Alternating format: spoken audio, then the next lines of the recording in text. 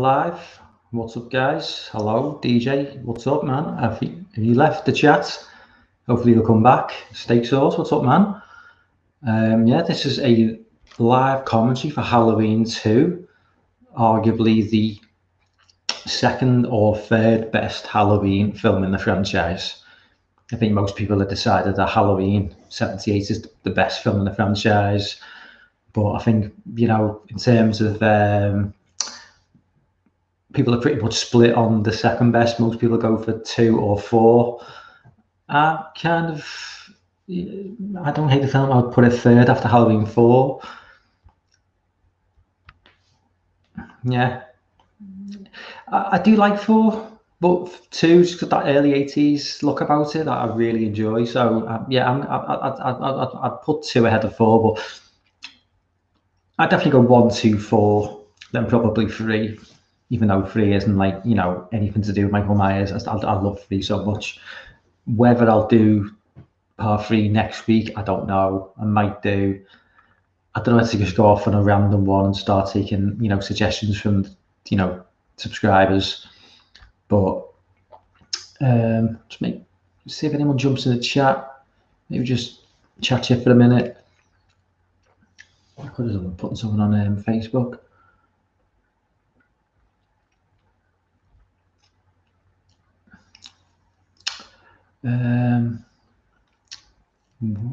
Do I just sit here and wait for a couple of people to jump in, or do I?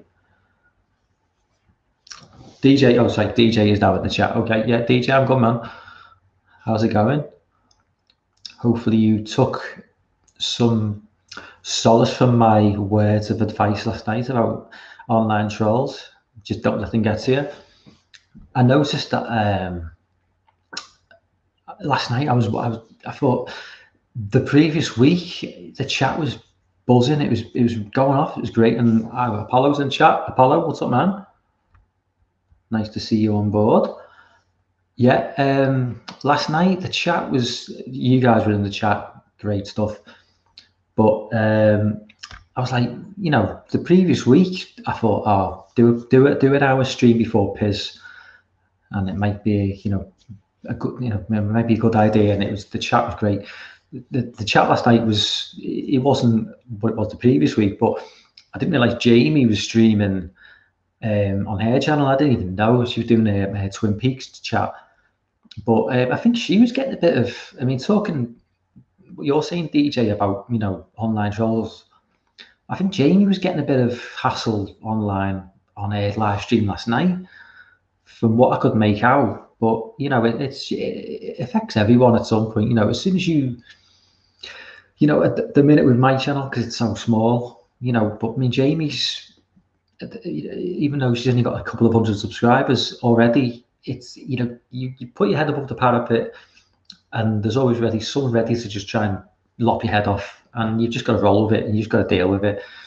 But it's one of them things, man. Favorite poster 2. Am I up to date? Favorite poster 2. Why can't I can't see. Oh yeah, I can see it now. Favorite poster 2. What does that mean, Apollo? Oh, you mean Halloween 2 is your favorite movie poster? Yeah, I like Halloween 2. If you talk, we talk about the pumpkin head, the old school one, because I do like that one. I don't know whether you guys are gonna like join them on actual watching the film along, or just gonna like listen to me chat shit about it. But, you know, I'm not gonna waste much time. I'll probably give it a couple more minutes and then I'll probably just start playing it, because time's ticking on. It is like, you know, DJ, you know, it is gone midnight in the UK. So, but Halloween 2 is not. It's not a long film. It's your standard hour 30, hour 35 film. The only thing the Halloween Kills trailer did for me was want to watch Halloween 3. I actually got a copyright strike for showing that last night, and I didn't even have any sound to it. I just played it in silence, but I got a copyright strike. But apparently it doesn't mean that the video is going to get taken down. It just means that if any money was ever made on that video, which never will, then the company who own it, who who owns Halloween Kills now? Which company owns it? I don't even know. See, I thought that if you were going to show a trailer, I was under the impression that it was the music, which was the sort of the main sort of thing that really sort of triggered the copyright claims. I always thought like the footage was never like the issue. A lot of the time with YouTube channels, it always seems to be the music, which is like sort of triggers that like sort of like notification. I don't know, understand the system they use with YouTube or the companies. They seem to have a way of instantly knowing when you're showing something that belongs to them, and I don't understand why they try to copyright claim everything. I mean, all publicity is good publicity at the end of the day, so I don't really understand. But anyway, I think, you know, I might as well just get the film started, and then we'll take it from there. But I mean, I'm sure like people in the chat, you know, you've seen the film probably a dozen times, probably more. You know the score. So I'm just gonna. I've literally just got the film on YouTube. I've just rented it. I think it was like $3.49.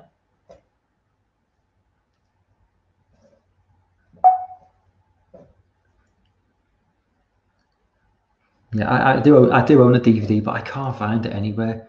It's somewhere. I've got a loft with like hundreds of DVDs because, you know, I don't buy physical media anymore. I used to. I'd love to be like these guys, you know, like in the community who just, you know, buy, you know, doing all these, you know, getting all these insane like steel books and stuff. But I just haven't got the room for it. I went on a big DVD binge in the sort of like between like 2000 and 2010, but it's just there's just no way. I live in a small house. It's a 2-bedroom house with 3 people, so everything's in the loft. You know, there's probably like, you know, 500 DVDs. I mean, I've got very few Blu-rays because by the point the Blu-rays were becoming a big deal, I'd already moved into this house. You know, money was scarce. You know, we weren't poor, but you know, the money went on things that you need. You know, you needed, and Blu-rays was not a thing that I needed at the time. And as we've got older, you know, money goes on your child and, you know, other essentials. So, and obviously with streaming now becoming a lot easier, it's just one of those things where it's not a thing that I really, you know, put too much importance on. It's sad, like, but you know, I have a fantastic steel book of Halloween 2 of the Halloween School Pump. That's cool, lad. Nice one. So the bloody hell, so the original 4 and 5 on YouTube for free.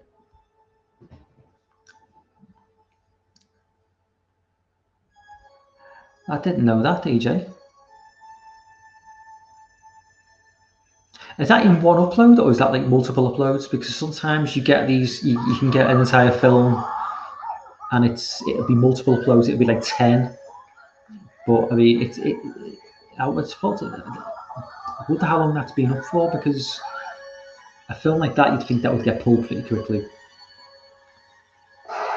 How does a professional film studio allow 7 shots to show up in this film and they say 6 times? Well, I don't know. Yeah, but this is the opening shot, and this obviously goes back to the original film. This is clear, you know, this is the first film. Laurie, obviously, when it comes to part 2, she's got a wig on. And you barely see Laurie in this film. That's the thing that it's not really a frustrating thing, but it's, you know, the first film was primarily Laurie was the focus and Loomis was a secondary character. They kind of flip it in this one. Loomis becomes more to the fore. Laurie doesn't really do much in this film. She just sort of lies in bed. But this obviously, this pans out to the scene where Michael's disappeared, and now we start the film properly. And obviously this scene is jumps forward 3 years, but obviously Donald Pleasence doesn't look any different because he is an older man at this point. But obviously Laurie, if you look closely, apart from ignore the wig, you probably would see slight differences because she is like 3 years older. And when you're 18, 19, at that age, a couple of years, 3 years, it does make a difference. I shot them 6 times, haha. I love that film. It feels more Halloween to me.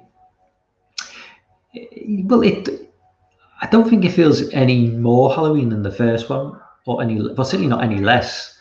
I think 1, 2, and 4 nail it perfectly. I think after 4, it's less so. Halloween 6 doesn't feel like Halloween at all for me. Now, of course, you've got the new. This is like the Halloween 2 score, which is it's got a bit more of a synthy feel to it.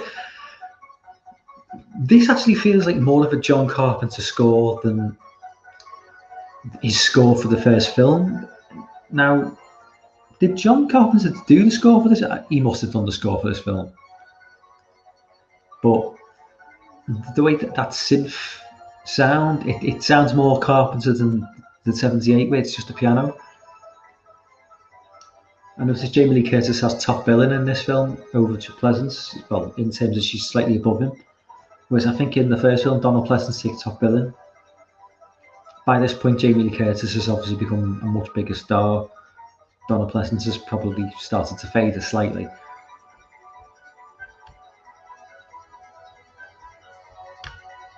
This is good that you've got the most. Yeah, well, I mean, he made a lot of money in that first film for not doing very much. So I think they basically made him work for his money a bit more. Donald Pleasance probably wasn't too happy. He's probably thinking, oh, you know, I'll do as much work as he did in the last film. But yeah, he had to do a bit more. He had to do a bit more acting in this film. But I love that opening score with the pumpkin. Of course, this film no longer exists in the Halloween timeline, so everything that happens here in Halloween Kills now happened.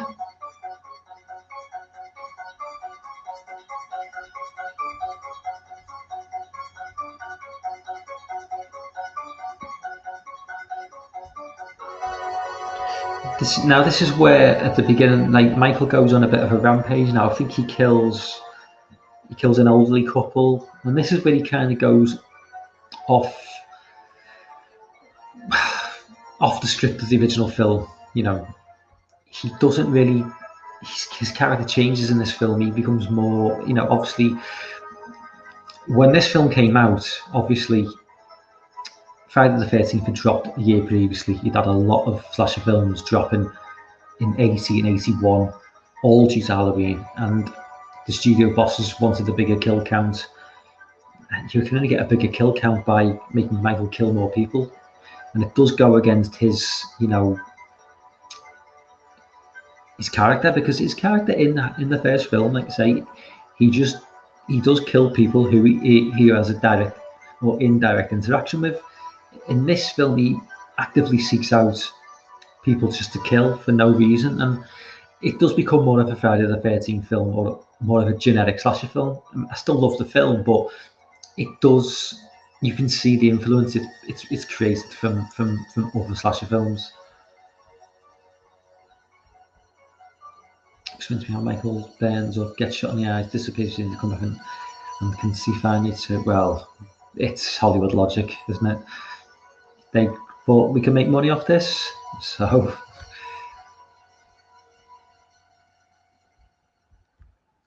I prefer the original theme. This really good. This is.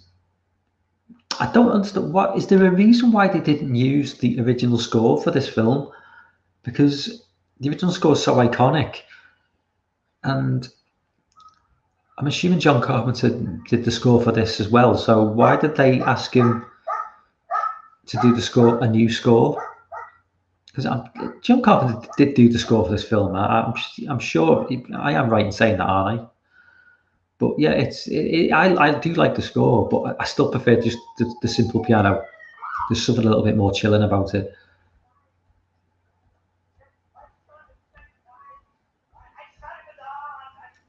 It's Pleasant ranting again. By this point, the police obviously are well aware of what they've, you know, got causing chaos in their small town.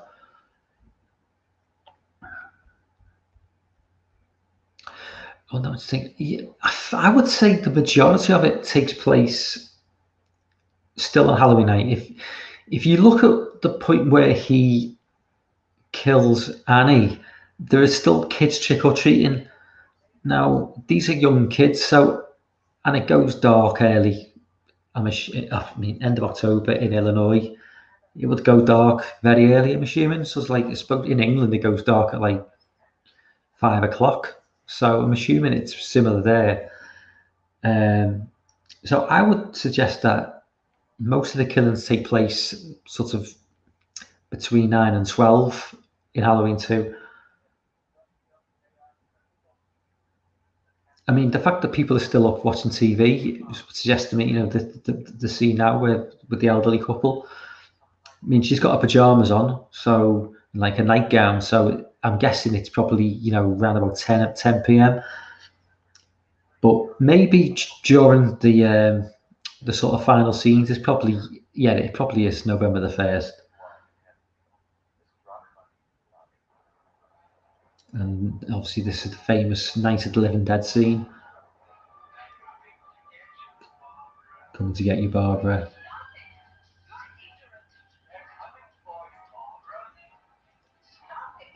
The funny thing about this is, if you watch this film now, you look upon Night of the Living Dead as a different era to Halloween, but it was only 10 years previous. And if you think about, you know, watching a film in 2021, 2011 doesn't feel like a different era. It just feels like yesterday, especially if you're someone of my age. But the further back you go, the further it feels, the different eras feel like they're more further apart almost. I think obviously the fact that Night of the Living Dead is a black and white film and Halloween's a film in colour as well. But it is something that, yeah, it's quite interesting that. I always look back to like something like Friday the 13th, which is from 1980, which is 41 years ago. And I think it's a long time ago, but it doesn't hit me in the same way as when I was a kid in like 1981. To think back, that time would have been 1940, 1941, which just seems like an eternity. It's a really sort of, I think time changes you as a person as you get older. Time,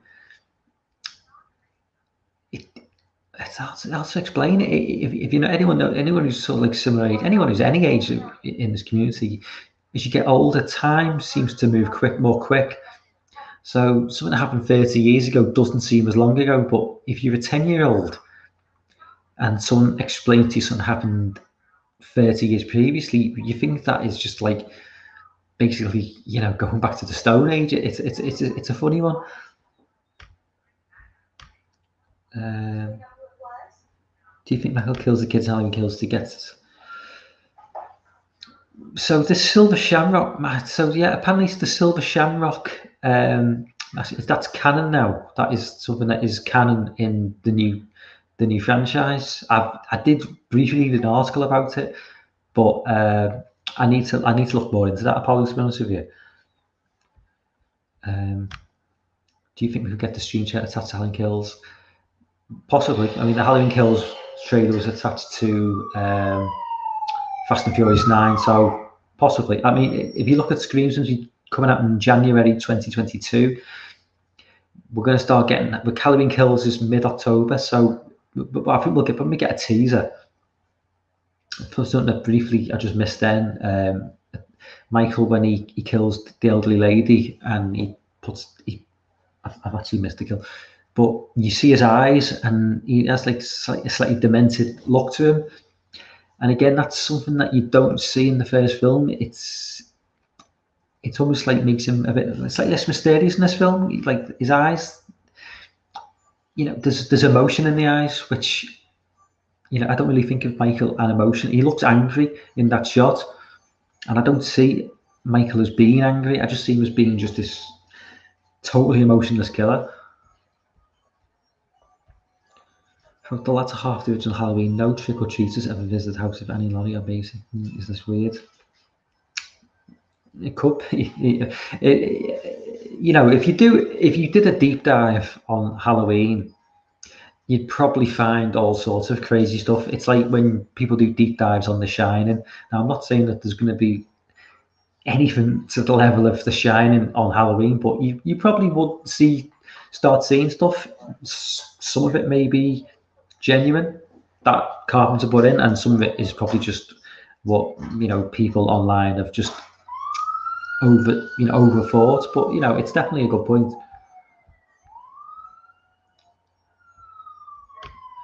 DJ, you know, it's as easy when you see a guy with the boombox and do a thing and it seems already. I have no idea. That is before. I mean, I'm old, but I'm not that old. I was born in '76, so. Then again, when Lily gets home from school, they'll check us on a date. Yeah, that is a bit strange. I mean, as I say, you know, Apollo, I think you're in the US, maybe. Are you in the US? I know DJ's Scottish, I'm English. So, trick or treaters in the UK in the daytime is not a thing. Definitely not. It's got to go dark.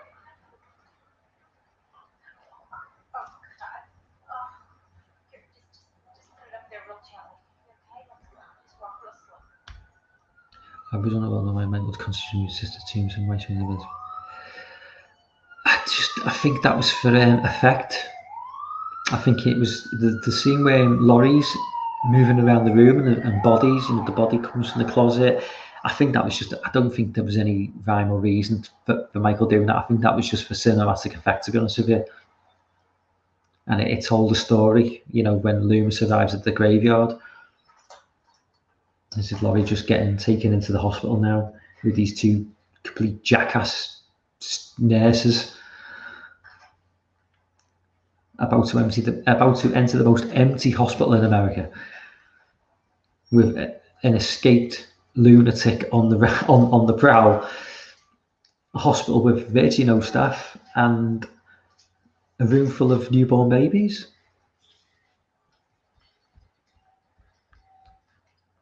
Yeah, like Jason, you see his eyes. I don't mind seeing Jason's eyes. I think that was part and parcel of Jason. But with Michael, I don't really want to see his eyes.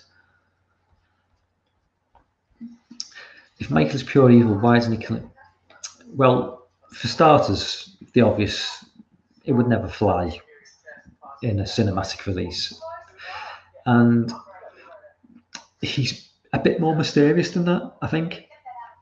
Although he does kill a child in Halloween 2018. So, you know, they have made him more brutal as time's gone on. But I think in the early Halloween films, he you know, that mystery of him, I think if he did just randomly kill anyone, maybe that would take away some of the mystery of him, maybe. Chanticle Jamie, yeah. I mean, that is, again, that's a plot point. So, but as I say, it's down to, a lot of it's down to, you know, sense.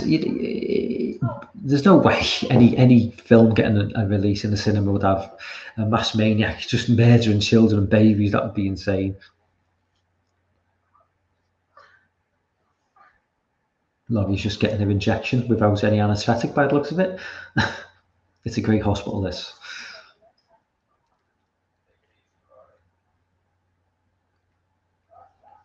You can kind of clearly see it's a wig as well that she's wearing at this point. I always feel sorry for Sheriff Brackett at this week because he doesn't know his daughter's dead.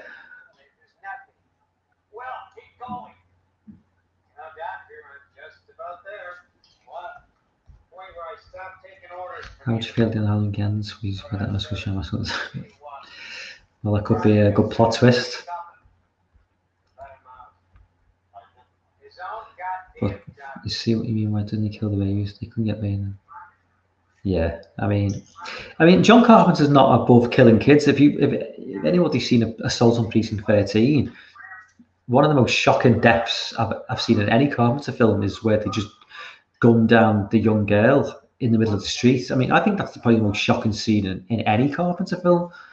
And I've seen kids getting killed on camera, you know, in many films, and I think that's probably one of the most shocking because it's so out of nowhere. You're just not expecting it. Can't wait to see Brad getting kills. Is he definitely in it? Is it the same actor? Because he's like about 80 now. I hope so. Oh, this is the famous Ben Schramer scene now. Loomis just going crazy with the shot, with the pistol. He's walking completely different to Michael. It's, you know, the mask is slightly different as well.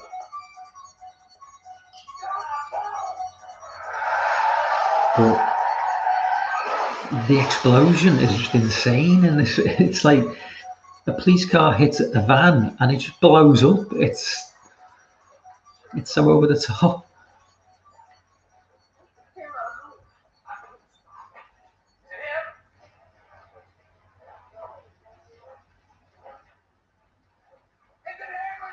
And Sheriff Brackett's like, is it him? Well, he's got a mask on. I don't know. Bearing in mind, this is at the time when the shop in the town was selling these masks. Numerous people could have been wearing these masks, you know, as many as, 10, 20 people. And Loomis decides he's going to shoot him.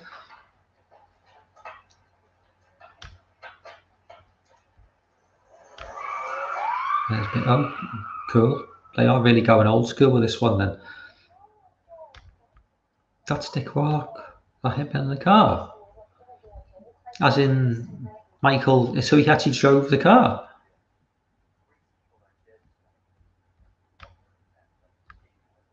Apparently the doctor was trying to inject that, like, but in real life, I don't.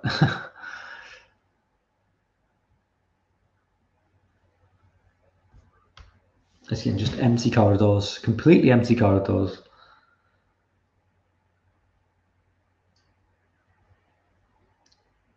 And this is like the sort of love interest for Laurie. Oh, Jay, what's up, man? How's it going?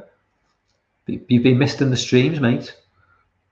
It's not this. Hayden's not this. It's like you and Hayden like Siamese twins. When you're not with him, it's kind of like someone's missing. Even I jumped on Hayden's stream this morning because I thought I'll replace you for like 10 minutes. But yeah, it's yeah, you need to get back online, mate. I know you're in the chat, like, but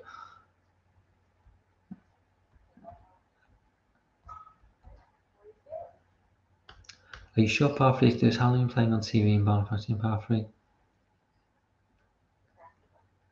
I'm talking. There's a Screen Rant article saying that they have made the Silver Shamrock factory canon for the new film. I don't know in terms of the Part 3. I don't see how Part 3 can be canon because in Part 3, when he's in the bar, you see there's a trailer of Halloween in the bar, so I don't really see how that could ever be canon in Halloween universe. But I'm sure they are trying to make the Silver Shamrock name canon in the new film.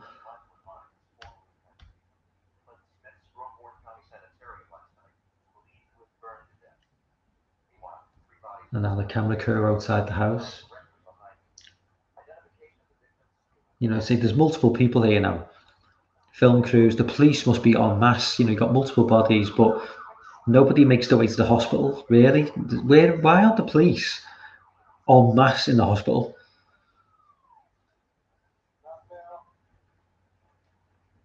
I don't want to overthink Halloween 2 because,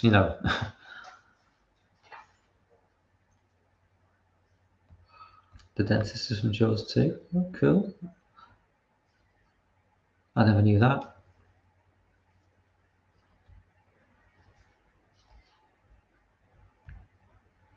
Dr. Loomis lends a lesson going forward. Yeah, he did. Loomis was always a bit like crazy anyway. He just got more and more crazy as the films went on. By Part 5, he was completely bonkers.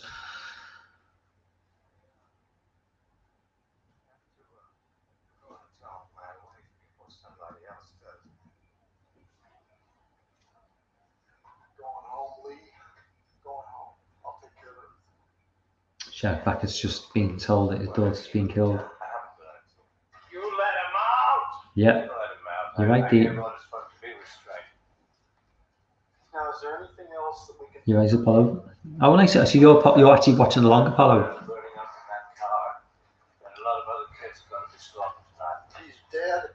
I saw him. Don't matter the map. It was him. Thanks. Yeah, good man. Yeah, I was gonna say it's not the same. You're like box office when it comes to streaming. It's just not. It's kind of missing something if you're not on the stream. I mean, oh, Jay, I don't. Hayden did a stream the other night with just random people. He wasn't even in the stream. I was just like, what the fuck is this? Just go back to the old school way. Just you and Hayden, and then just Jess and everyone jumping on.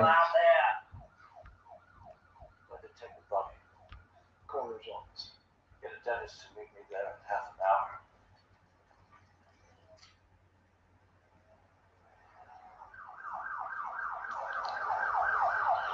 I don't know if you've missed the CCTV. There's like a shot of the CCTV where Michael's just slowly walking along the, on the CCTV towards the hospital. I don't know if I've missed that shot when I've been talking in the chat, but I love that shot.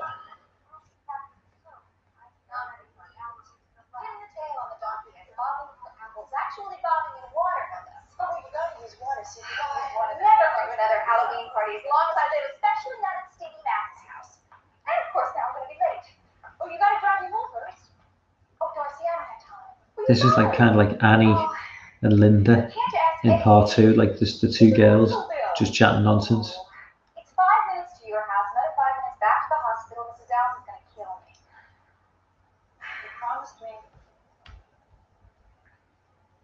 I know I did. I've always wondered when Michael grew in school. When? And the thing, that's the interesting thing about that is when he wrote Sam Hain on the board, that was kind of the point where I thought they're trying to explain too much about him. With this, they've already said, towards the end that Michael's Lottie's brother, but the Sam Hain thing, it's connected to some sort of ancient Celtic ritual, I think. You're starting to slowly peel layers away from Michael as a character, and for each film, it's kind of like an onion. The more layers you peel away, the more you reveal, and he loses something. He loses something of that mystery about him. You know what I mean? So the Sam Hain thing, I don't think they should have gone with that. I think it would have been better just to leave it. Just completely out of the film, and obviously they were going to put the brother angle in because obviously they needed to extend this franchise. But by the time you get to 4, 5, and 6, and they're going down the whole, we all know where it went after that. By this point, Michael's lost all sense of mystery about him, and he is just basically a completely supernatural being at this point. And it's not as terrifying as just this guy who just escapes from a psychiatric hospital and starts killing people. You'll never be able to replicate that. Is Sam Hain? But I don't think so. Not that I remember. I could be wrong.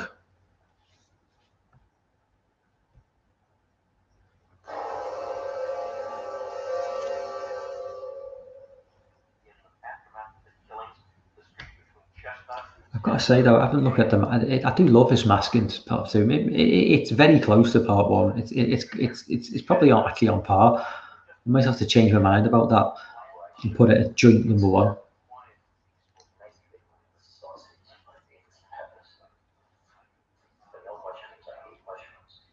There's just nobody of any authority in this hospital though. I don't see any security guards. I don't see any surgeons. It's just a couple of porters, and you do get the odd nurse, and the big fat security guard who hasn't got a clue what's going on. Oh, this is the CCTV scene now. Yeah, I do like this shot. He's just too busy reading his magazine.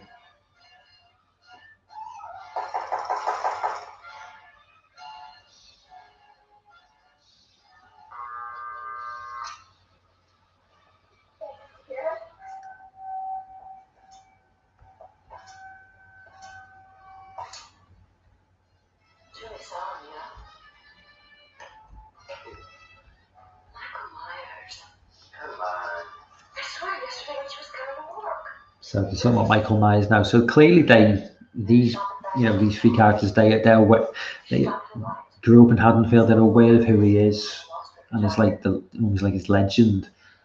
Because at this point now, they know that he's obviously gone on a rampage. I mean, they seem quite relaxed about it. I'd be fucking terrified if I knew there was a crazed mass maniac on the run in a small town. Sorry. I guess I just fuck up all the time.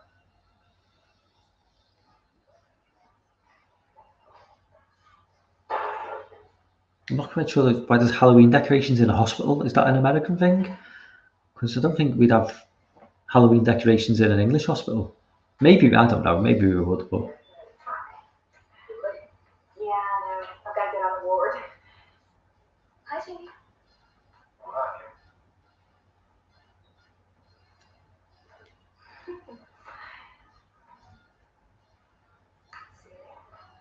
Right.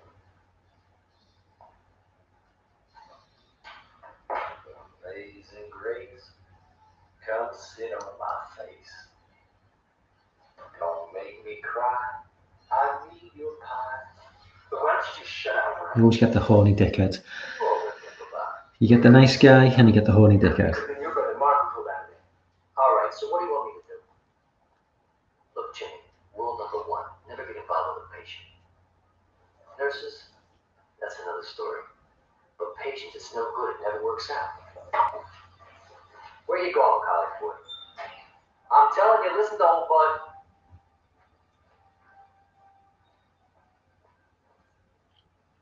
I've still not seen a single nurse.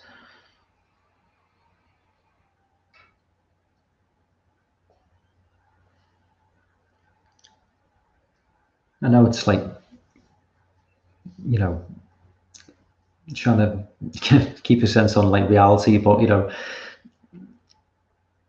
would Michael not be best off taking his mask off at this point, because he's so synonymous with the mask? If people are thinking, well, he's got this white mask on, he's killing people, would he not be best taking it off?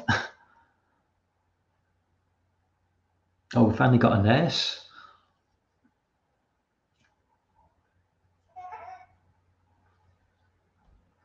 Oh, it's Michael.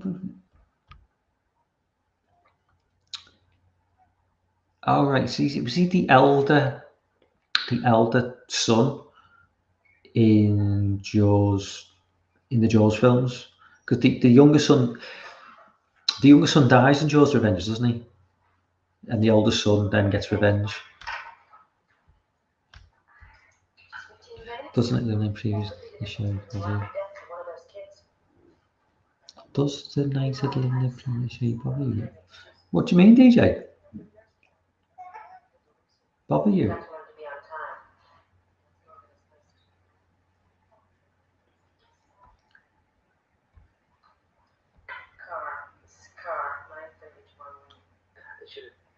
We've got two nurses now. We've got at least two nurses in a hospital that looks big enough for about like 500 people.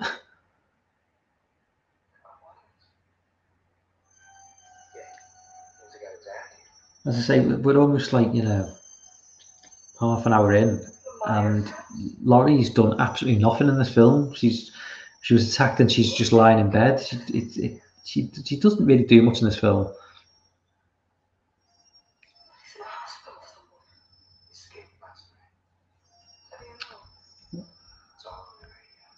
They showed the living dead on TV. Not really. I think it's just a nod to a previous time. It kind of reminds me a bit of like, you know, when you see something like It Follows and they show like a lot of older stuff. And I think if you watch Halloween as well, Halloween '78, you know, they're watching The Thing from Another World, aren't they, on the TV? And again, it feels like a different time from when it's set, but it wasn't even that big a difference in time. It's like, I think Thing from Another World was like late 50s and Halloween's late 70s, but it feels so far apart in terms of time, even though it wasn't. Do you have any idea where else they might be? Michael bleeds when the shot, but his hand doesn't get burnt. He drowns in it. Well, yeah. I mean, we'll just, as I say, horror movie logic.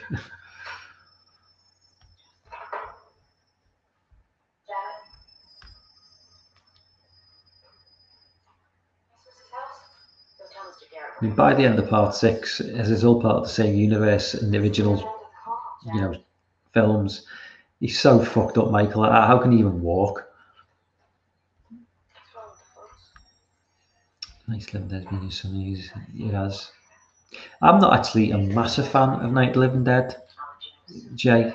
I much prefer Dawn and Day. I find Night. It's just. I think it's a bit too. I don't know. I think because it's one of the very big, very first zombie films, it's kind of acquired this sort of like, you know, in the same with Psycho's kind of elevated and put on a pedestal, and I'm not a massive fan of Psycho either. I think that's kind of what's happening with Night of the Living Dead. I'm not going to say it's not a good. I mean, I'm sure it's to people who love the film. They love the film. It's just not for me. I prefer Dawn of the Dead myself. I mean, there's probably a younger generation who don't like Halloween as much as, you know, people from our generation. They might prefer like Scream. I do love Scream, but you know, growing up, Halloween was always like #1 for me. I suppose you're amazing. Possibly, yeah. Show that you know, this is the real. You know, this is a real living, breathing world where they watch, you know, real films which exist in the real world. Major plot hole. Loomis never tells Michael that he's his sister because he doesn't know. How does he learn to feel the brother sister angle? I'd need to watch them again, to be honest with you.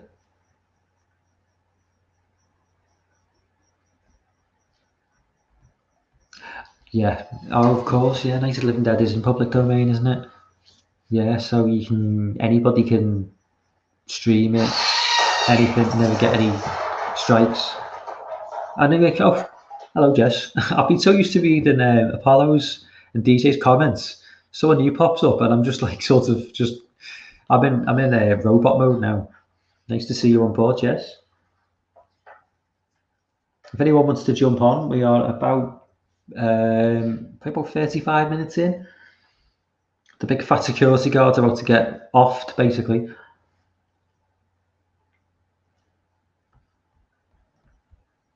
Younger generations hate the pace in Halloween. They have no attention span and don't know what true suspense is.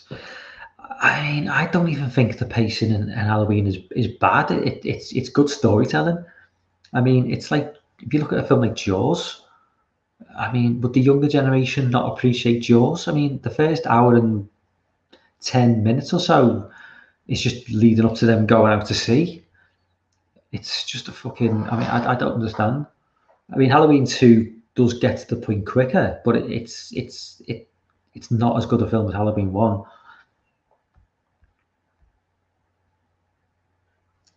Nah, the younger generations, fuck them. 2J.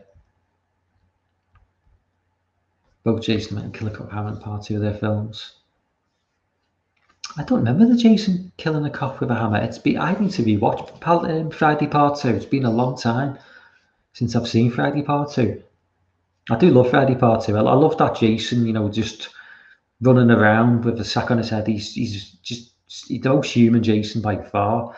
By Part 3, he becomes. I love Part 3 as well, but he's still human Jason in Part 3. But he's grown what seems like about 6 inches in height, and he's walking around a lot more robotic.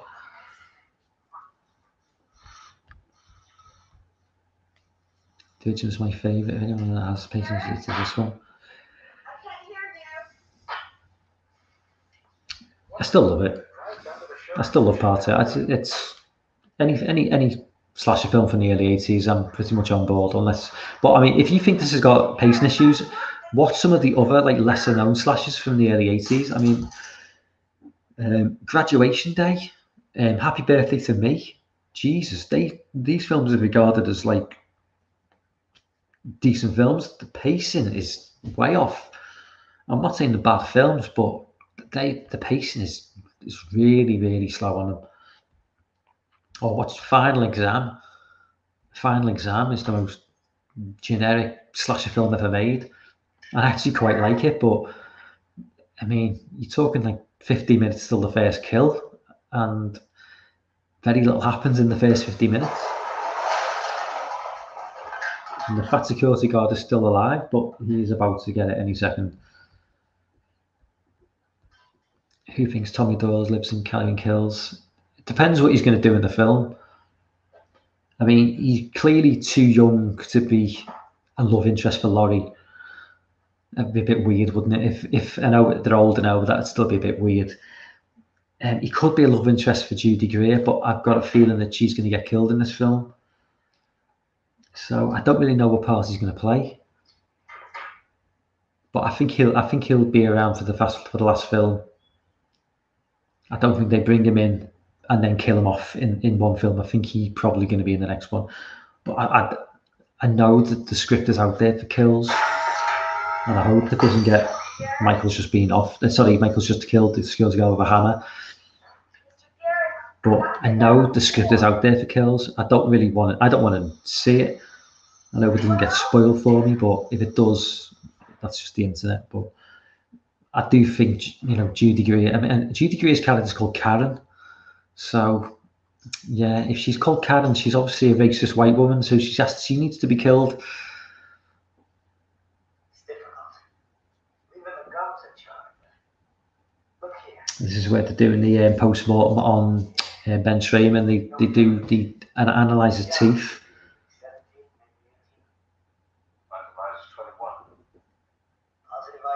Yeah, and they realise he's too young to be Michael.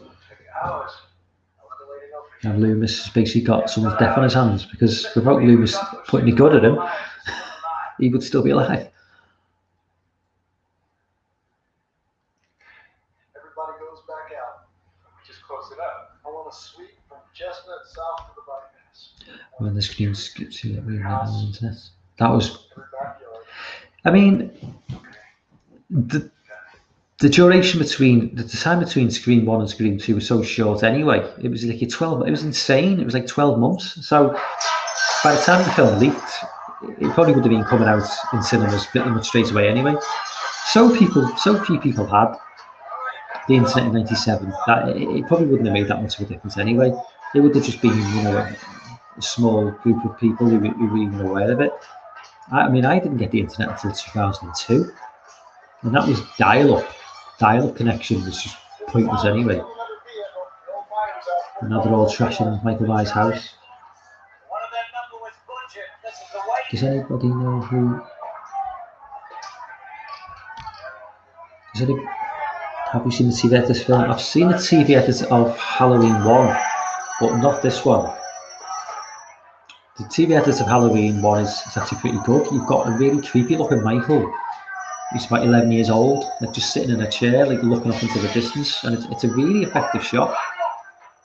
That was like they made the TV version in about 1981, I think, or just before 2 came out. Does anyone know who the 2 original killers are to be? In Scream or Scream 2? I think you might have asked this, Apollo, on a previous stream. It seems. Not Mickey. Oh, so it is. You talk about Scream 2, Apollo. No, I don't know. Yet one night in 1963, Michael Myers did murder his sister in that upstairs bedroom with a loud butcher knife. I remember on Halloween. I was 16 years old. It's his anniversary, Mr. Hunt. He came back after 15 years. Waiting with extraordinary patience. Director boyfriend and roommate. There was a force inside him biding its time. Oh, I never knew that. I mean, I wasn't that unhappy with the killers in Scream 2. I just thought they were a bit. They weren't that obvious, which I suppose you needed to. They needed to be less obvious, but they were in the background so much that you really didn't see it coming. I didn't see it coming at all, because they were just such a, like, they were barely their characters.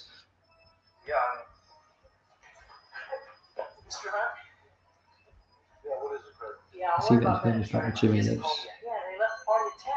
It's only a little after 11, boys. He was real drunk. How old is he? 17. He had this stupid mask on. Yeah, this is where Loomis realizes that his 17-year-old is being killed. Oh, God, we should check his death record. Well, Reservoir Road, they had a break into the elementary school that pictures. Come on.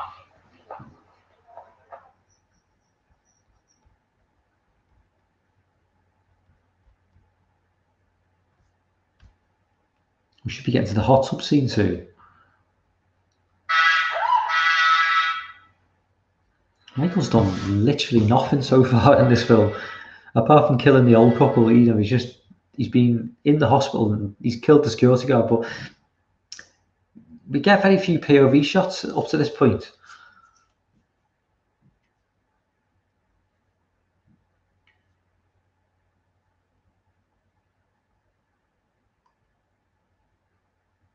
This is a nice shot though, just tracking the nurse as she walks down the corridor.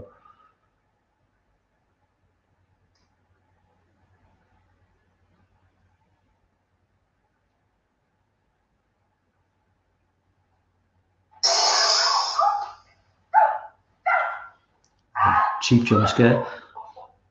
Oh, you idiot! Idiot boyfriend tried to scare the girlfriend. I also could have used these on you. What an asshole. Happy Halloween. Yeah, I mean, the amount of films I've seen with a horror setting where there's been virtually nobody in the hospital.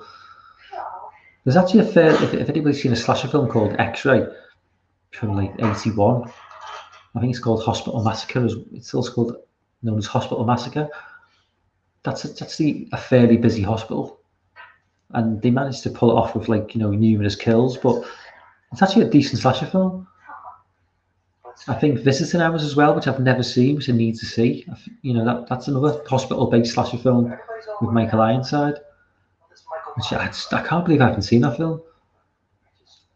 If anybody's got a subscription to Shudder, if anybody's seen a film called It, I got a free subscription for a month. A film called Vicious Fun. It came out a couple of months ago, set in 1983. Really, really enjoyable slasher film. It's very quite meta. It's just a lot of fun. It's a horror comedy. It's just a really, really good film. Like it's like an hour and 40 minutes long. It's had a lot less attention than Psycho Gorman got, which was also on Shudder. This is, in my opinion, a better film than Psycho Gorman. It's a lot more professional. A lot more. Seems like a lot more of a big budget on it. I mean, I like Psycho Gorman, but it was quite cheap. This looks like it's got a decent budget, and it's a really, really solid film. So yeah, Vicious Fun. Yeah, definitely check it out.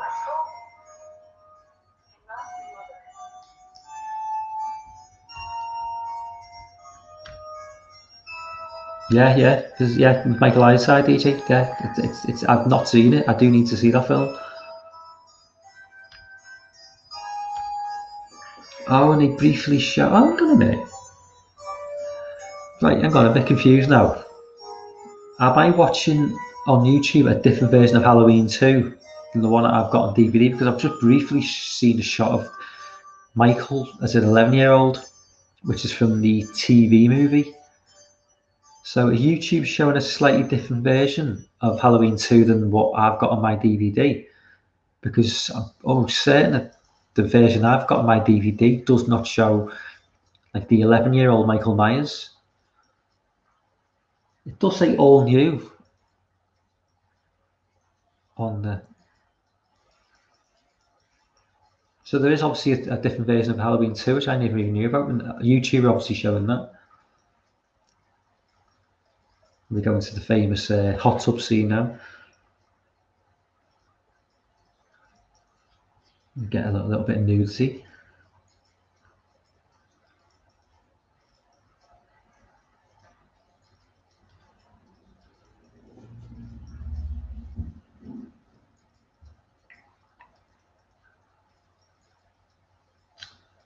Nice. Yeah, there's nothing wrong with that.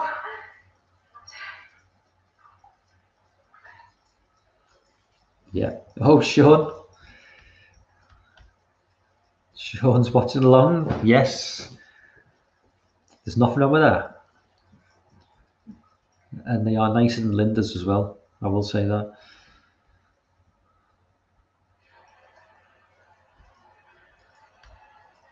No, they're going to turn the heat up now.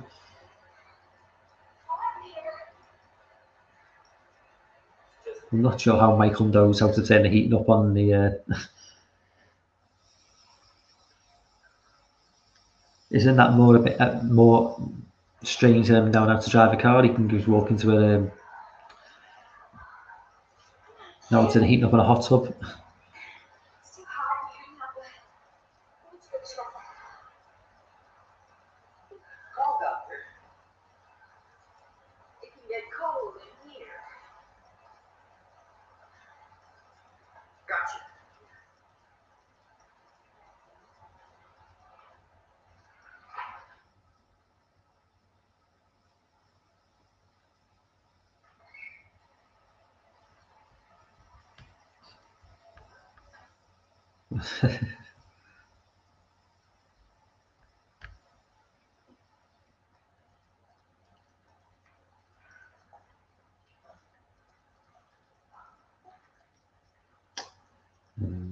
He's getting strangled.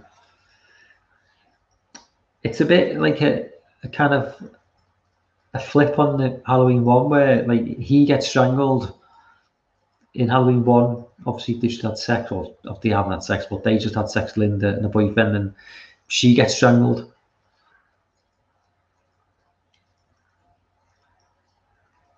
This is a polar opposite of the kill in Jason X, obviously, where the liquid nitrogen kill.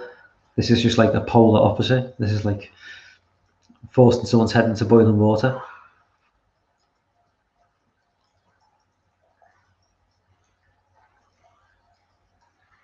Forget it, man.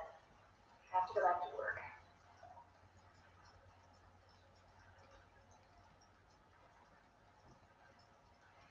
She doesn't even get onto the fact that it's Michael. Well, I'm not saying she knows Michael, but you'd think she'd know it's not the boyfriend.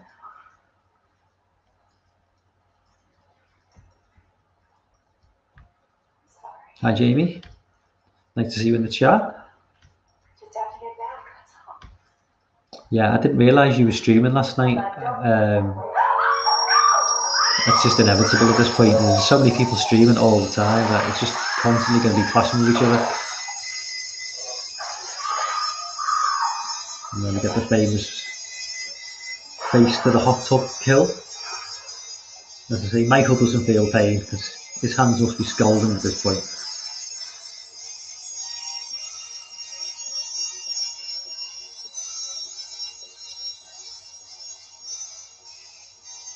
In terms of way to be killed by Michael, like, what do you think is the most brutal? What would be the most unpleasant? See, that would be pretty unpleasant. I think just a knife. I think maybe just the guy in, the boyfriend in Halloween 1 just gets the knife to the heart. Just maybe something like that. It's going to be pretty quick, but not like getting plunged into boiling water. And this is the Sam Hain scene now. Is that it? No. Here.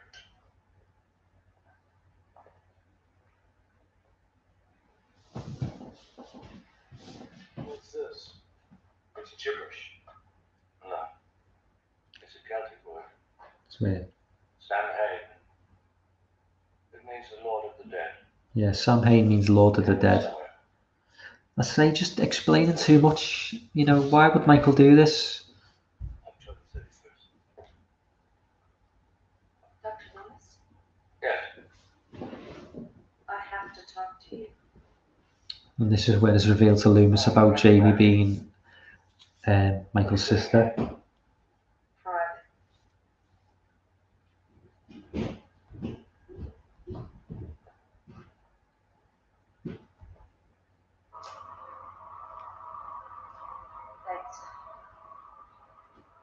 Dr. Lillis, you've been ordered back to Smith's Grove. Ordered? He can't order me. No. But the governor, he spoke to Dr. Rogers personally a few hours The ago. other. Dr. Rogers defendants all over the state. Patient escapes once, murders 3 teenagers. You shoot him with a gun, he escapes again. Just be a sec, You guys. listened to me earlier. I know, I'm sorry. Dr. Rogers is just afraid this would jeopardize our whole rehabilitation program. He doesn't want anyone from the mental health department anywhere near him. Why'd you send you down here then? In case you'd already found them. Alive. Tell Dr. Rogers. Tell me you couldn't find him. Tell him anything. Don't cross the stairs. I'm afraid you don't have a choice. There's a marshal waiting for you outside.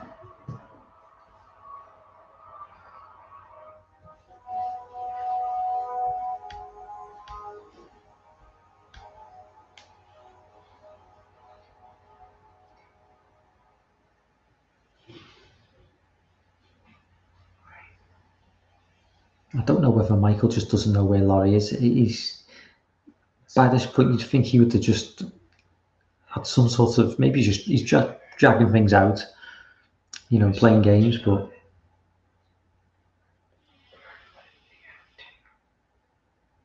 Jamie, she's just nothing in this film. Absolutely nothing in this film.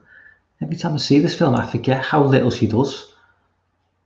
It's only like the last sort of 15, 20 minutes that she see until she meets Loomis again. And she's pretty much catatonic at this point.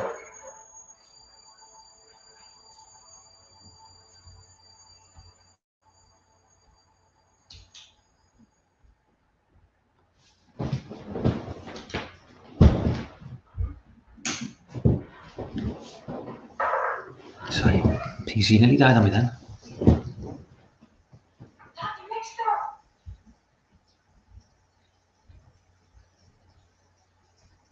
Dr. Mixter! Yeah. It's not, I mean, she spends most of the film in bed anyway, so you don't really notice. I think she must have been, I mean, I'm assuming she was doing another film. She was doing so many films at this point. I mean, in like sort of early 80s, I mean, how many? She did Terror Train in 1980. I think she did Road Games around this time as well. So, obviously for continuity purposes, she needed to, she just didn't have time to grow her hair, and it was just a case of we got out to wear a wig.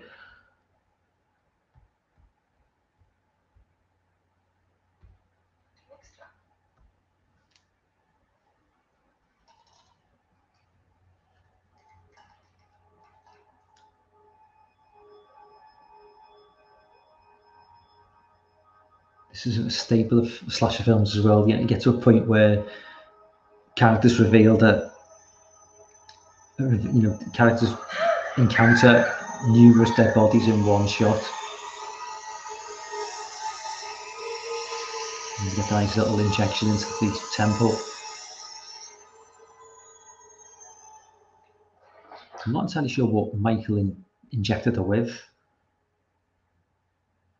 And how would he know what to inject her with? Well, again, don't overthink things.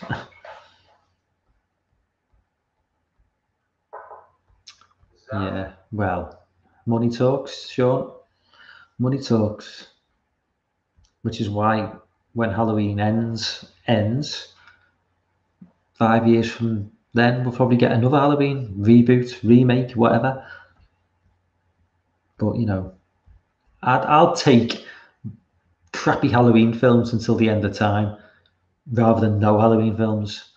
The same with Friday the 13th. For Friday the 13th, I mean, so in terms of Nightmare on Elm Street, I couldn't give a shit. I don't really care about that, but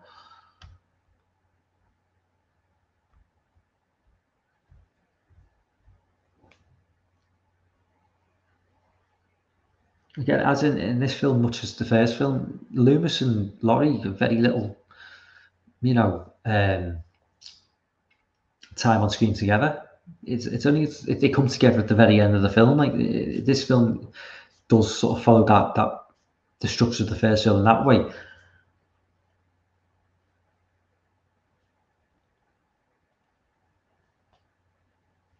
You just don't care about the side characters, even though the side characters arguably they're not built up quite as much as the characters in the first film. They're just not likable characters, and you just don't care about them.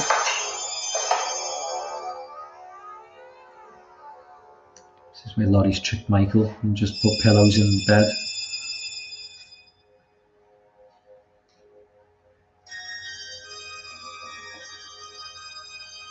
This is where you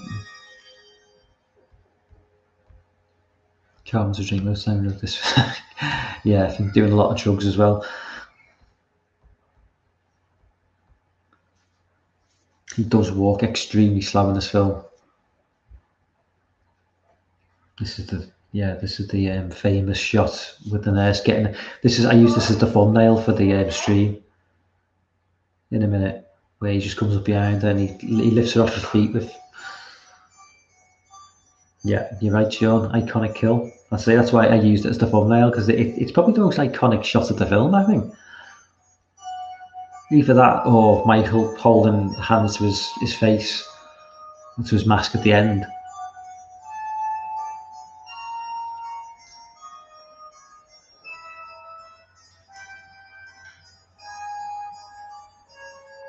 And this is very reminiscent of the end of the first film as well, where she's just wandering. It's like substitute the hospital for the house. You know, she's wandering around. She's alone and scared.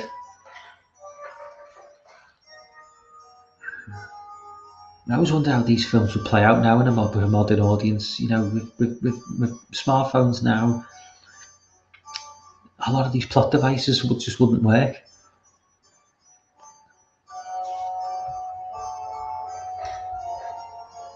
Yeah, he just gets stronger and stronger as well as the franchise goes on. I like this size, Michael. To me, this is like before he gets. I think part 4. He may not be the character who plays him. The actor who plays him may not be that big, but they make him look bigger on screen. And I think in the first 2 films, he looks like a guy who's like around 6 foot tall. Someone who could pass for a regular guy on the street.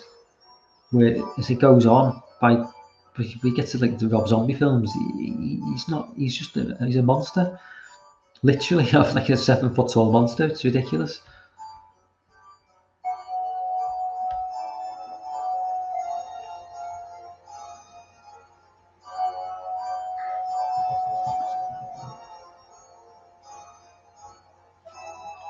I mean, actually, how many lines of dialogue has Laurie actually said up to this point? It's virtually nothing.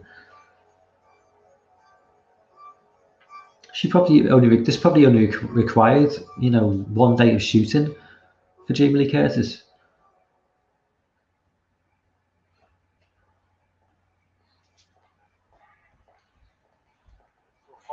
Michael needs to be not too much muscle like Nick Castle was the first one. He just needs to be, for me, Michael needs to be, and Sean, you'll know football. He should be a build, something like a Cristiano Ronaldo, like that sort of build, like lean muscle, not big, not jacked, just very, very sort of lean muscle, and around 6 feet tall. But not like this huge hulking brute of a character, not like a Jason Voorhees like character.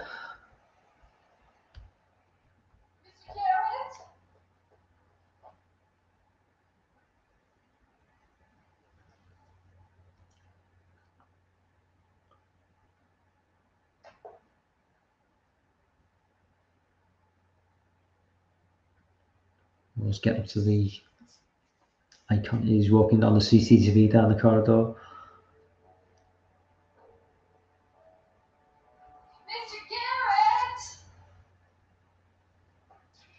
By this point, is there anybody in the hospital working?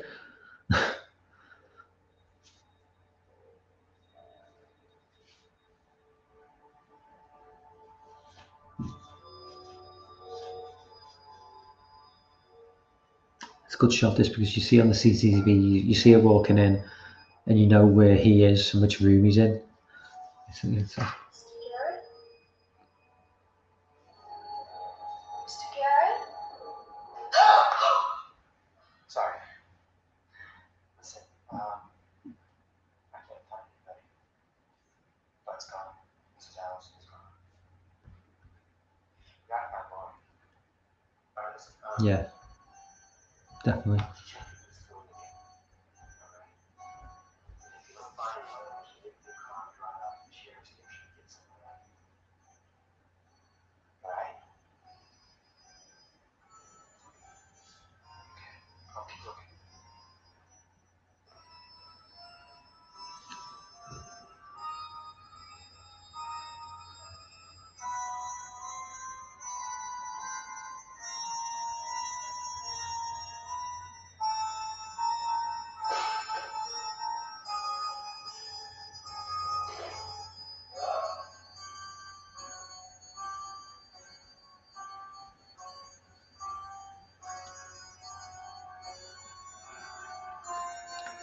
They do drag out the scene a fair bit, actually, because I thought the nurse had been, by this point, would have been killed, and she's still going. So there is a little bit of suspense in this film. They do put a little bit of suspense into it. But you just don't care enough about the characters.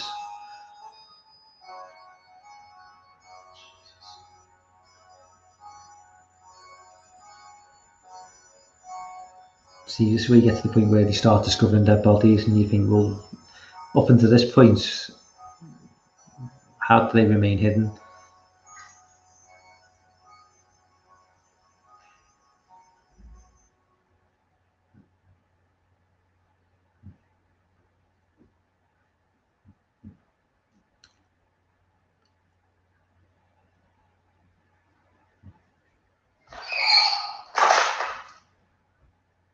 He slips on the blood.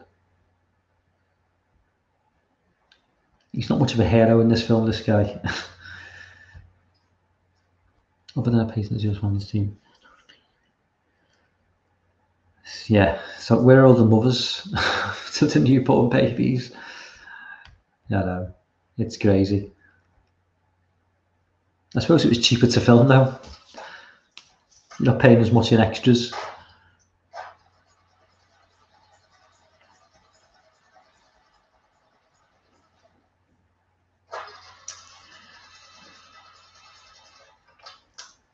Yeah, the old carbon star technique. How many films have used that before?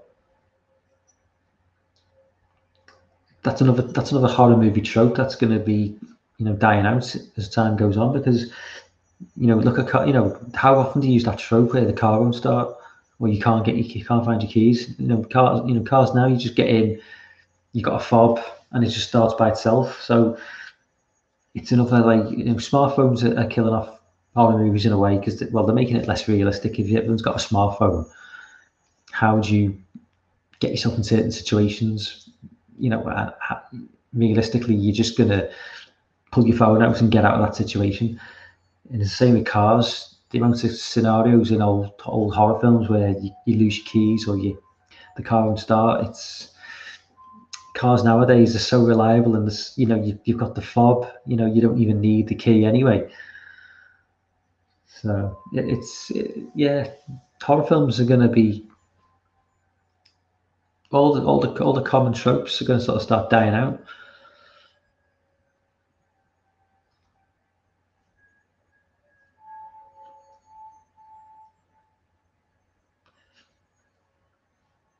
And I know Laurie got attacked in the first film, but she's in a really bad way in this film, and I don't think she should be that bad. Here we get the iconic kill now.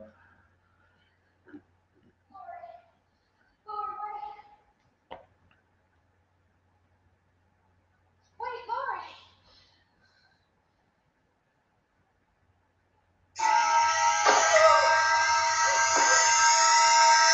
The fact that he lifts her off the floor with little more than a syringe as well. Not a syringe, I can't remember what they call those little knives that they use in hospitals. Not a syringe. What are those little, what you just used then?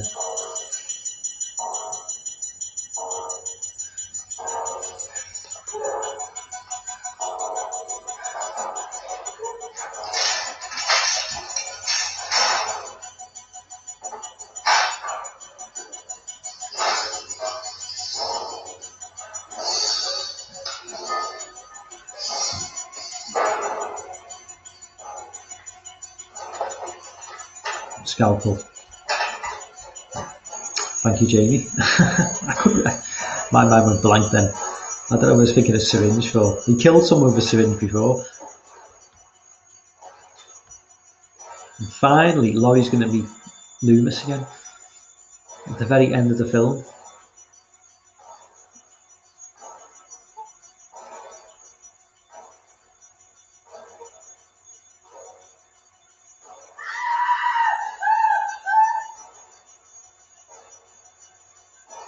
Again, it's a convenient. It's like a plot, a trope of films. You know, they discover the bodies just at the worst possible time.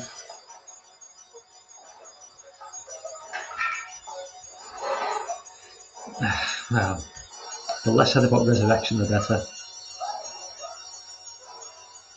I've still never revisited that film. I've only ever seen it the once, and I'll never watch it again. It's not even worth a revisit, because there's nothing about it which will change my mind.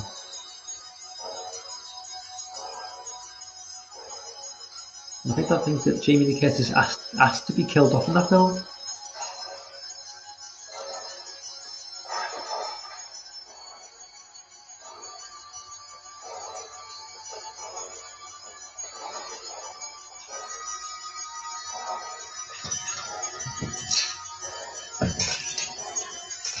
This is where Michael walks his absolute slowest I've ever seen him walk now. It's ridiculous how slow he walks.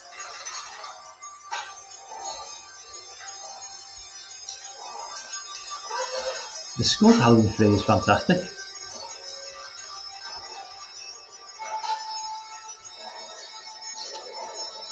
She's going to the basement.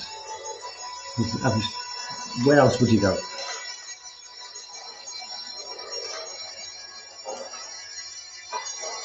That scene with the lift always reminds me of Terminator 2, but instead of a T-1000 using his liquid to do that, Michael just puts a scalpel in the door and it just shuts on him.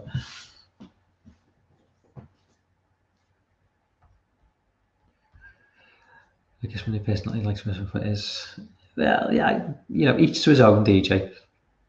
I just think there's a lot of people who will never forgive Busta Rhymes doing what he did.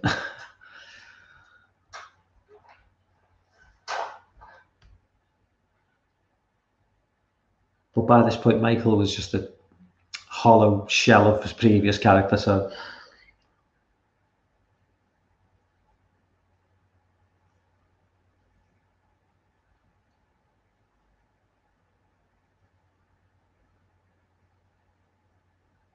again, it's that old trope, isn't it, of hiding in the car. I would just get as far away from the hospital as possible. I wouldn't hide in the car, I'd just run. I mean, Michael can't run, so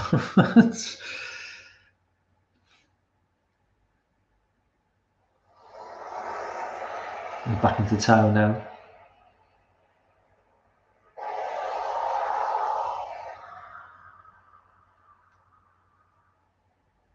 You don't believe me now, did you? Sorry. Don't feel sorry for me. Feel sorry for that little town back there. The year before they... This scene with Loomis and Dr. Loomis, I think there's something else the you woman should who revealed who Laurie and Michael were related, where it kind of reminds me of the scene at the beginning of part 1 with Loomis and the nurse. Takes the gods, the druid priests, held fire rituals. Prisoners of war, criminals, the insane. This is where he starts on his little rant now. Were burned alive and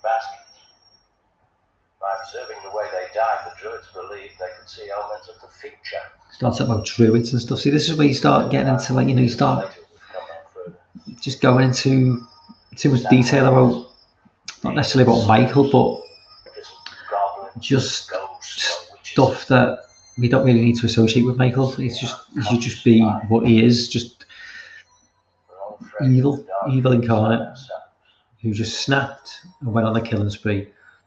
There shouldn't be any motive, no rhyme or reason. It should just be, he is just who he is.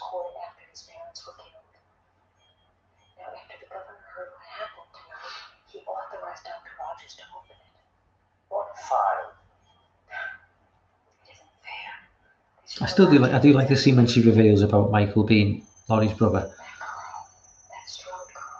That's Michael Myers' sister. She was born 2 years before he was committed. 2 years after his parents died, she was adopted by the Strodes. They requested that the records be sealed in order to protect the family. Jeez, don't see what it's doing here in Haddonfield. He killed one sister 15 years ago, now he's trying to kill the other. I still think you're not making about doing a secret and never to make love your sister. Clinic, where? Do you know this area well? A little bit. Where's the hospital located? Dr. Loomis, we're under orders from the governor. It's back around 17, about 3 miles. Turn this car around now. I can't do that. I've got orders. Those orders have changed. Dr. Loomis! Doctor, you're getting yourself into a lot of trouble. What is it you fellas usually do? Fire a warning shot, right? DJ was secretly Busta Rhymes. Has Busta Rhymes done a film since Halloween Resurrection? What does Busta Rhymes do nowadays? What did he do? I mean, he was a rapper, but which group was he in? Was he a solo artist, or was he in like Wu-Tang Clan or something?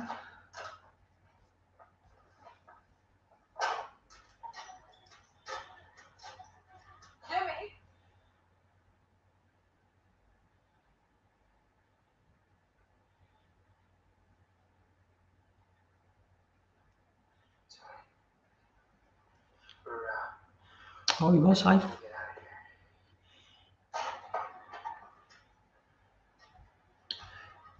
So we got conflicting. He was just a rapper and he was in Wu-Tang Clan. So then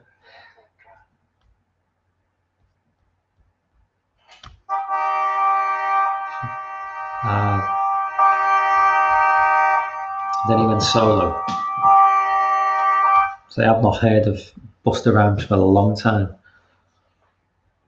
Wasn't he like meant to be like one of the fastest rappers in the world or something? Not that I know much about rap, like, but I seem to remember somebody was like one of the fastest rappers.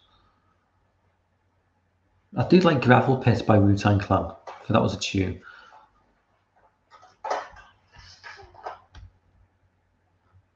I've never seen The Last Starfighter. I think that was that like a mid-80s sci-fi film?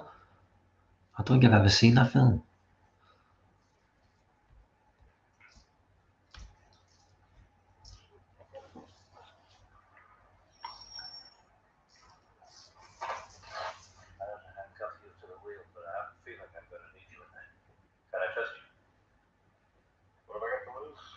Except my job.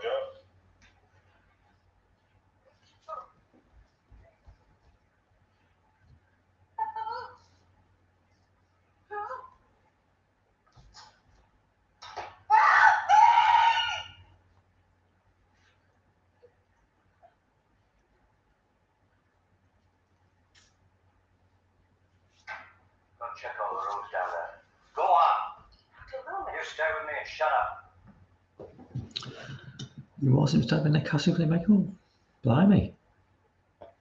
So someone who just played, you know, a character who walks around in a mask, it's end up being a director.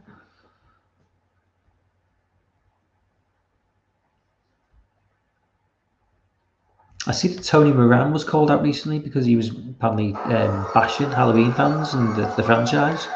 And Tony Moran, who played, you know, the unmasked Michael in part 1, apparently he's caused a lot of hatred towards him in the community. I'm not surprised.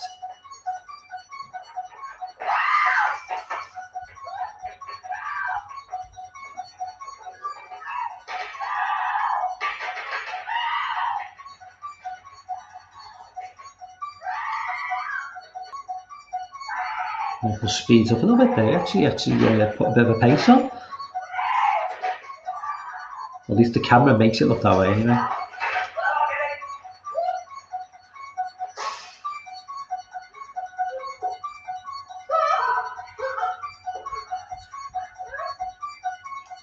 I mean, to be honest, what Tony Moran, what did he do? He's lucky enough that he just got the job of pulling a mask off and then putting it back on again. And there's Michael getting shot about another 4 times.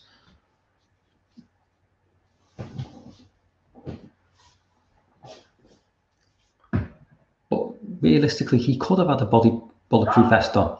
He's dead. No, it's not moving him. He's still breathing. Okay. There's a 2-way radio from the Master's College. You go outside. Get on that radio and get up. Now wait a minute. I'm the only one authorized to use that. Move! Sorry, I left you. All right. And yeah, the police officer's getting killed now. Get away from him! He stopped breathing! No!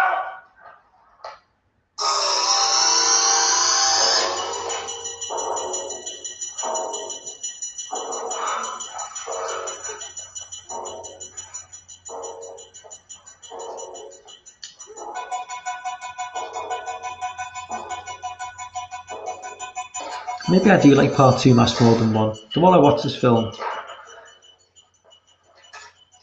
I forget how good a mask it was.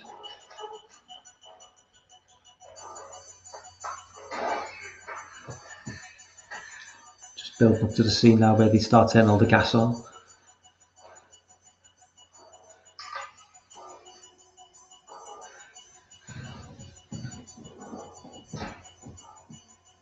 Oh, the Mr. Sandman score as well. The Mr. Sandman score, just, I don't know whether that, watching this film made me think that score was really creepy, or whether I always thought it was creepy. It's a bit like the when you watch Unfriended, the 2014 sort of like horror film where it's all based on social media. Ever since that film, I've always thought the Skype call was like the noise, the ringtone of the Skype call was like a bit ominous, and I think it's due to the fact of the that film. But maybe I always thought that, I don't know.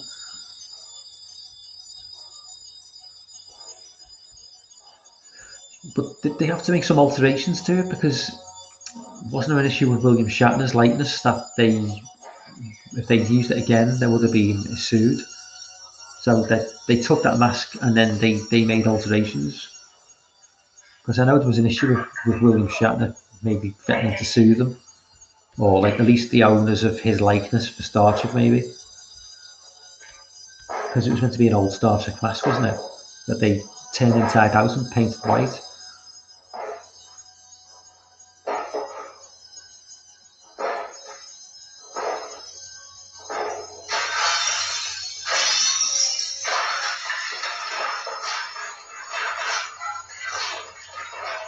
Very reminiscent to part 1 when he breaks through the door there. So it was like when he breaks his way into the closet.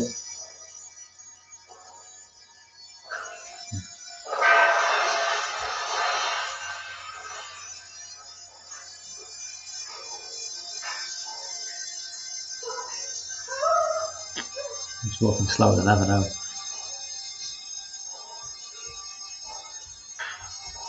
That guy's just out of his huge head. I don't think I've seen Dick Warlock in person. I've only really seen him in film, so I don't even know what he looks like.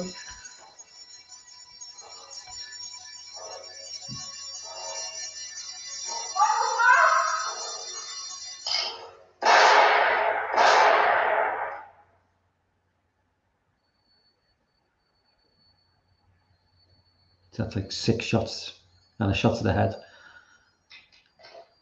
So this is where he goes beyond normal to supernatural. You take a shot to the head like that, and you're going down if you're normal.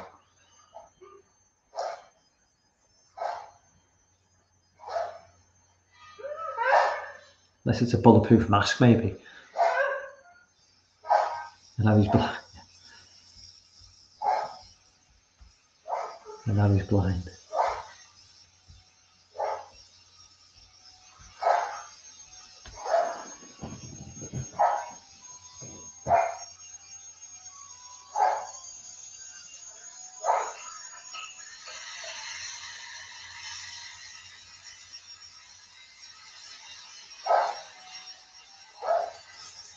But gets his eyesight back before, which is convenient. Maybe the man in black had something to do with that.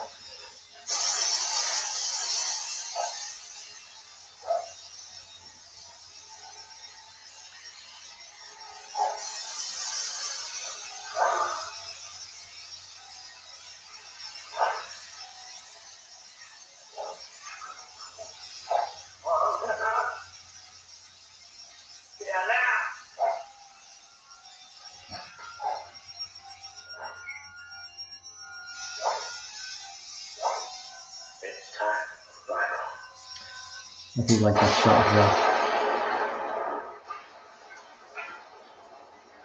Yeah, I don't see how he jumped out of a window.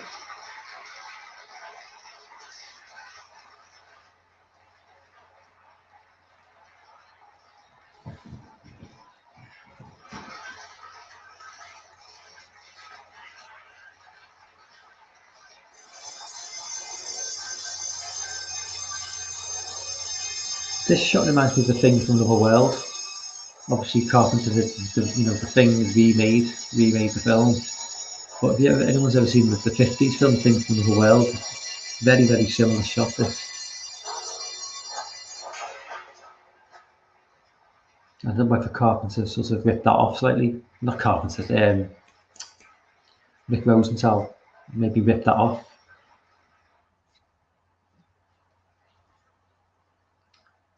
It's all safe now because it's daytime.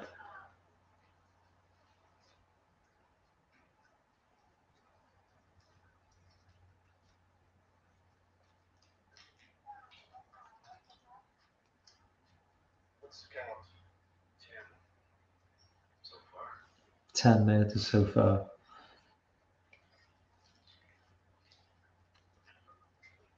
I'm assuming they're talking about including the kills from the first film as well. The 3 bodies from the first film as well.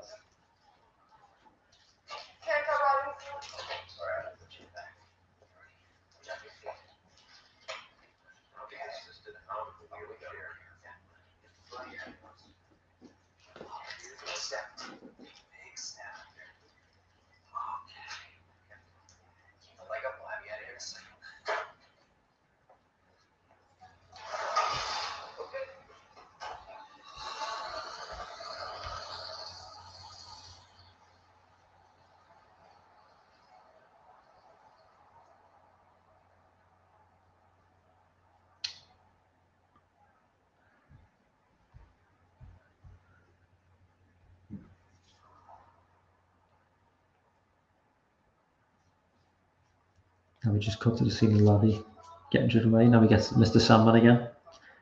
And then it cuts to Michael. Yeah, I hear what you're saying, Sean, but I mean, how much, because Rick Rosenthal directed this film, but how much say did Carpenter have over this film? Did they have any sort of say in it?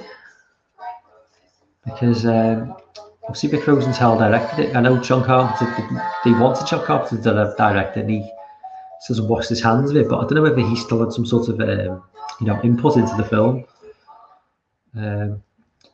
But yeah, that's the end of that film anyway. If anyone's still in the chat, Sean, DJ, anyone, next Tuesday I want to do another live stream, but I don't want it to be something I've chosen, and I want it to be something that you guys choose. So either in the chat or on Twitter, or in the comments underneath this video, any point over the next week, leave some suggestions. So next Tuesday night at midnight, UK time, 7 p.m. Eastern,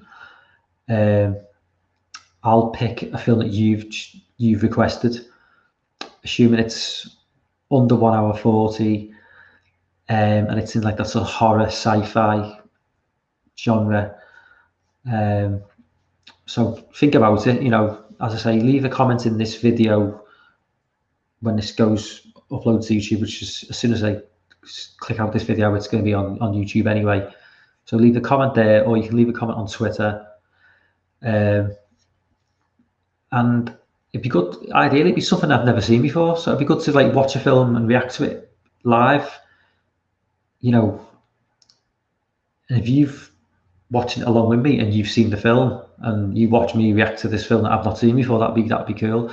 So if you drop some suggestions down in the comments or on Twitter, and I'll put something on Twitter in the next day or two about, you know, leaving suggestions.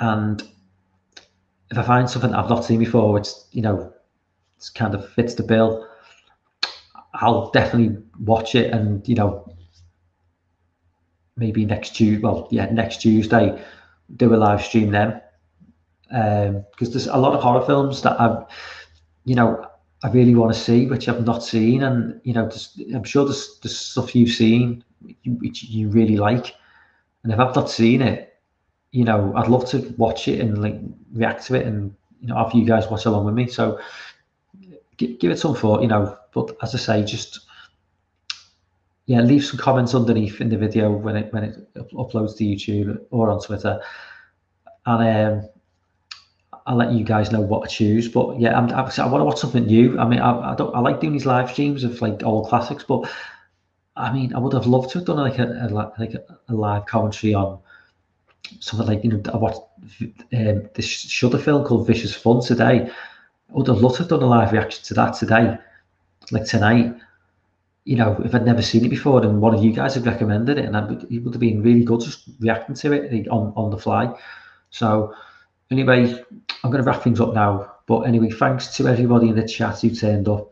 Sean, thanks a lot, mate. Jamie, DJ, Apollo, and Jay. Thanks a lot, guys. You know, really appreciate it. Anyway, I'll just end this now, and I will see you guys next week. Okay.